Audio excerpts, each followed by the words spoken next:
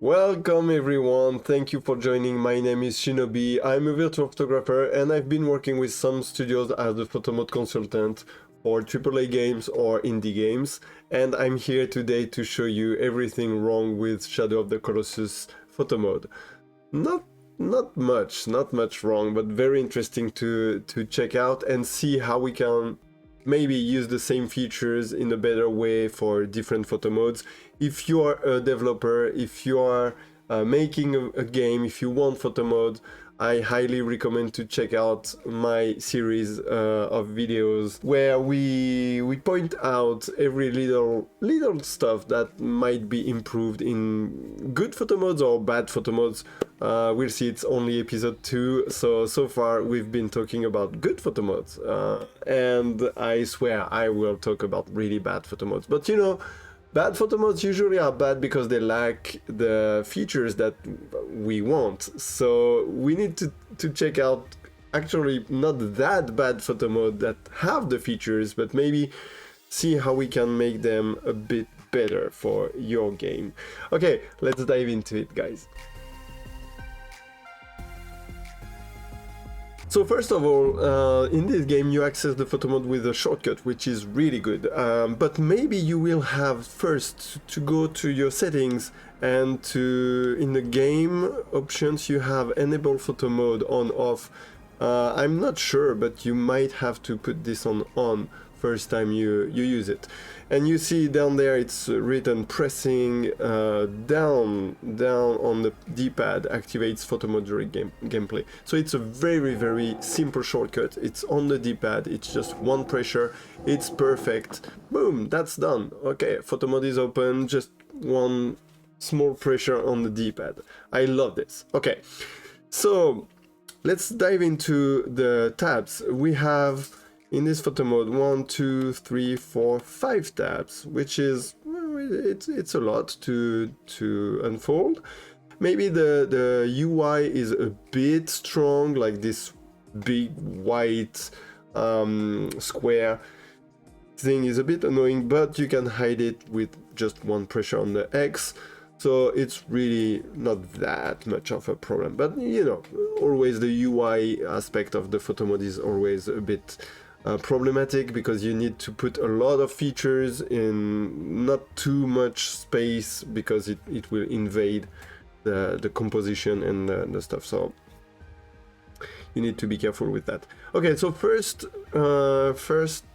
tab is for the camera, as you can see. So we have the FOV, which is the zoom, you know, field of view, and this one, and you know what, I'm gonna say this for every features in this photo mode. It's really well, how put it in English, I mean the size of it, the span of opening and closing the settings are usually pretty good in this game, really well dosed, if you will. So the zoom, you can open it, you see, to 80 degrees. It's not a lot. They could have made a bit more for really wide angle. Remember in the last episode we talked about this. Sometimes you want really stretched field of view. In this game though, it doesn't really make sense. You don't really have interiors, sorry for the pronunciation.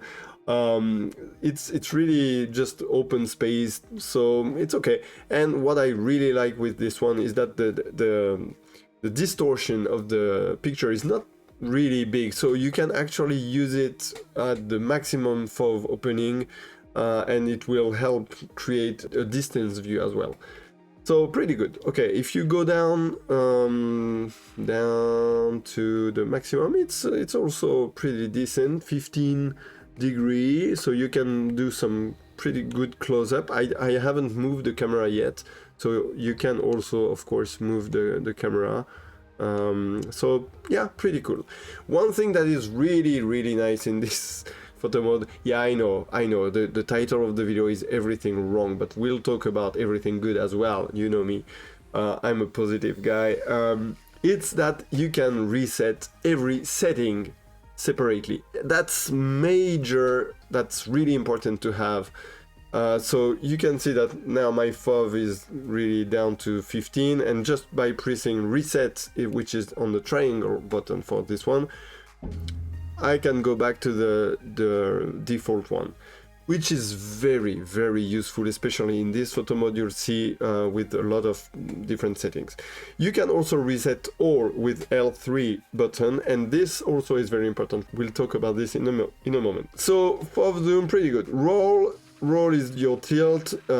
Again, nice 90 degrees on one side or on the other side. That's the bare minimum. You can go for circle if you want, but it's okay. It's nice. Then you have the target thing, which is a good idea. Here you can target your camera on the player or the horse. So that's interesting, but the problem is in this game, usually you are really close to your horse. Like the two guys are the only ones in the world, and it's part of the why this game is so great as well, like the relationship with the horse. So it doesn't really change a lot to have this, and actually it's a good idea because of the way the camera moves, and the way the camera moves is the biggest problem in this photo mode. So let's talk about this right now. First of all, the game itself has this problem. This is a remake from a 2005 game from Fumito Ueda. And back in the days, that's my favorite game of all time, okay? So let's be clear. Back in the days, the camera movement were really clunky, and it was not such a big deal on PS2 because we were used to stuff like this. When they made the Blue Point games made the remake, they kept it that way for the old good feeling, or they changed some stuff, but not the camera. And maybe the newest players would dislike it. I don't know, it's a bit clunky, you cannot really move it like you want, and anyways, in the photo mode, it's kind of the same problem. The biggest issue is the camera. So why is it bad? First of all, it's an orbital camera, not completely, but if you move right or left, you see that you will go around your character or your horse if you change your target, but again, not really different. Okay, so the camera moves around the character. You can still move it on left and right or up and down. The button mapping is awful. Never do this. Like now, to go up, you need to go up with the stick and down with the stick, go right, left with the stick, the left stick. Moving closer or further of the characters is with the triggers. No one does this anymore, right? Triggers are for crane up, down, and you move the camera close with, just like in game, you go forward with the up on the left stick. And okay, so the button mapping in this game is terrible. Just don't take it as a model. No other game do this anymore, I think. So the orbital camera as well is something that we want to ban from photo modes. I mean, if you really want to put one, which makes no sense anyways, but if you want to, just put it as an option. Spider-Man does this. You still have the option to go orbital or free cam. We want free cam all the time. There is no way, I mean, with a free cam, you can do anything that an orbital cam do. With an orbital cam, you just cannot go where a free cam would go. So don't do this. Okay, so despite the controls that are really clunky, the camera movement is a bit slow, but okay, not terrible. After 5 minutes, you will get to, you will get used to it, but not great. No orbital cam, no weird button mapping, please. All right, after this we go to the second tab, the filter one. So it's a very interesting one. So first of all, you get the usual filters. Those are pretty good. You have vivid, warm, and a lot of different ones. For instance, I like the bright one, or sometimes there is a bold one, I think. A vibrant one is one I use a lot. And anyways, you can test them all. Oh yeah, the reminiscence one, for instance. You have a like filter that in the game you have this mode, reminiscence mode, with this filter, but you can see that it's animated, right? So you have sometimes the little I don't even know how it's called, but dust effect and stuff. It really doesn't make sense to have this in a filter in photo mode, because you will never get the effect you want when you take the picture. So yeah, not really animated stuff in photo mode. Really doesn't make sense. The night version, it's pretty good because you don't have night in game, but you can fake it with this filter. Okay, a bunch of it. You can see that you have also the filter intensity, which is a must. If you have filters, you should have filter intensity. This one is set on the middle ground, so it means that you can make it stronger or weaker. It's pretty good, and it's easy to come back to the middle one with the reset feature, so really cool. Film grain, again, you can put it off or on. It's an animated one. It's just the same as the filter we saw earlier, actually. It's good that it's on off by default, obviously. Brightness, you know the thing. So you can go full white. You can go not really full black, but yeah, pretty cool brightness control here. Contrast is pretty good as well. It doesn't sometimes with the light. It messes a bit, but you can see that, yeah, really well made filter. I mean, setting, sorry. Exposure, just the same. It's very important to have the exposure, because you will be able to play between brightness and exposure to have different effects. So very important to have both. Really cool. You see, you can really have, sorry. So yeah, very important to have both contrast, exposure, brightness. Nice. Filter is done. Let's go to post FX. This one could have been, you know, with brightness, contrast, and exposure, it could have been on the post FX tab, but whatever. Very, very, very important tab that so few photo modes have, and I really cannot understand why. So basically this one works like on Lightroom or Photoshop, sorry. It will work like your curves. You can play with your red, green or blue curves, and it's very, very important to have. So first of all, you have the saturation, basic, normal stuff, really interesting to have. If you play with some different filters, it can make really, really a very nice effects or whatever. Saturation, important. And this is the most important one, the color balance. Color balance, you can play on tint, highlights, midtones, and shadows. So basically, for all those 4 settings, you can play with the red, green, and blue lights, okay? Not lights, but colors. So if you go with the tint, it will be the overall tint of the image. So you can put more red, less green, and let's go full blue, and then you have a totally different filters. Actually, it's a great way to make your own filters, right? All right, if you do this with highlights, it will be the same but with stronger red on the highlights. If you do this on midtones, again, you will have different effects. So you can really play a lot. Shadows obviously will be the darker tones that changes first. So very, very important because you can get super creative. I will show you just one shot I took earlier while I was preparing this video, and I made it just with this color balance.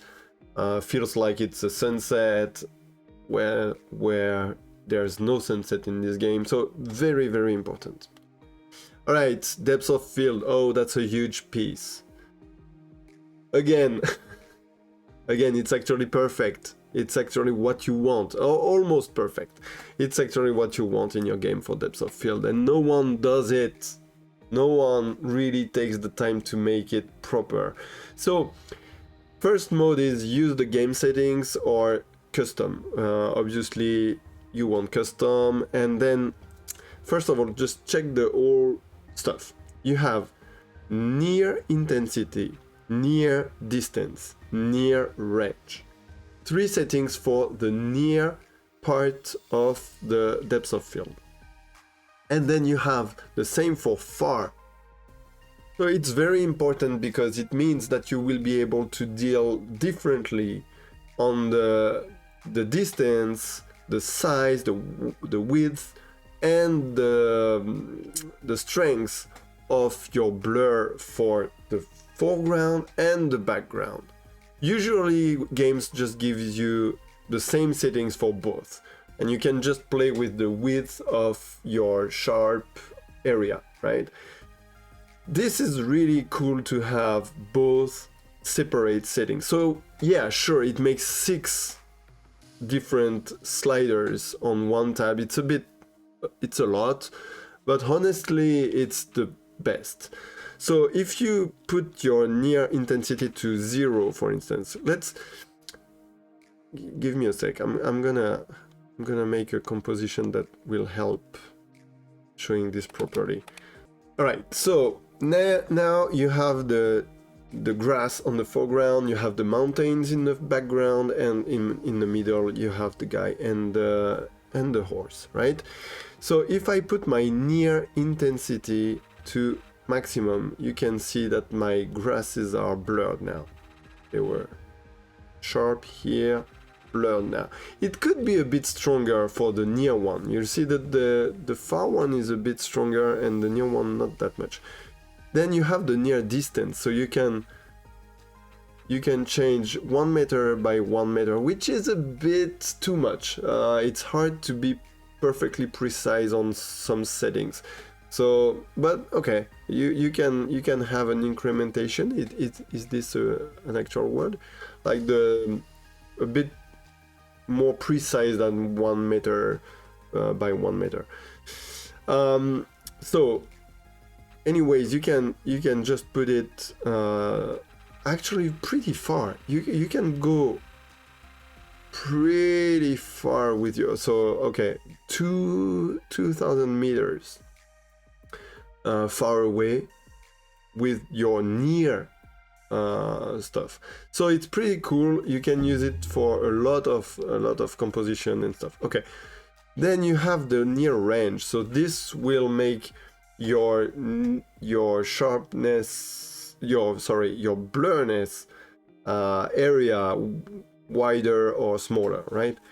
So let's see how it works. I actually don't remember. Okay, so if I put like 200 meters plus, it will be really wide. Usually you don't really need that much for the near one, but yeah, let's make it small. Okay, and now you can see that my character and the horse are in and out the near blur area, right?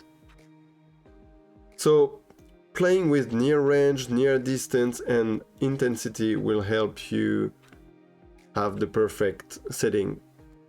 All right, then you have the far one. Let's put it maximum. Focus on the mountains behind. If I go down, they are sharp, and now they are blurred, right? Maybe not the best filter to check out this, sorry, but yeah, you get the idea. Far distance, it's the same. You can go really far. You can see that my mountains are now sharp again, which means that my far distance limit, my starting blur area starts after the mountains. So we don't need that much, but yeah, the idea is really cool. So let's bring it to 0 meter. And you can see that 0 meter is not completely at the camera level, right? Because my horse and guy are still sharp. But if you play with the range, maybe you make it smaller, then you have it. Then it covers everything. So basically with these settings, you can blur your whole picture in 3 different ways. With the near setting, with the far setting, and then you can choose the distance between both pretty precisely, and you can place this sharp area in a very wide range of places. I'm not sure this sentence makes sense, but you see. So you can do pretty much anything with this type of settings. That's fantastic. All right, so let's put this that way, and then the final tab is really small. It's just the vignette, so you have it size. You can put it off. Again, I like it off by default personally, but whatever. You can go all the way like this and play with the intensity. So yeah, again, really good setting to have. It's weird that you have just one tab for just this. Maybe you can put the grain and different type of effects here with on this tab, but you know, overall no big deal. One problem that you have with this photo mode is that once you start changing your settings, so you see in the filter tab I started with complementary filter, all right, and from this I started to change a bit in the post effects thing, right? So it's pretty cool to be able to do this. The problem is, if now I change my filter, I will lose all these settings that I've done. So I might not be able to do it again, because you know, you do it little by little and you build your shot like this, and then it goes back to 0 and you're like, oh, okay, how did I do this? So it's a bit of a problem. I would like to have something to keep your settings. Just a button you'd push to save your settings, and then you're fine. Important thing though is that even if you are in, let's go to the noir filter, okay? So you put your noir filter to maximum. Even when you are like this, you can still play with contrasts to have silhouettes or whatever, exposure as well, right? Stuff like this, and that's something we did also in Mortal Shell, and that's why it's so important to me.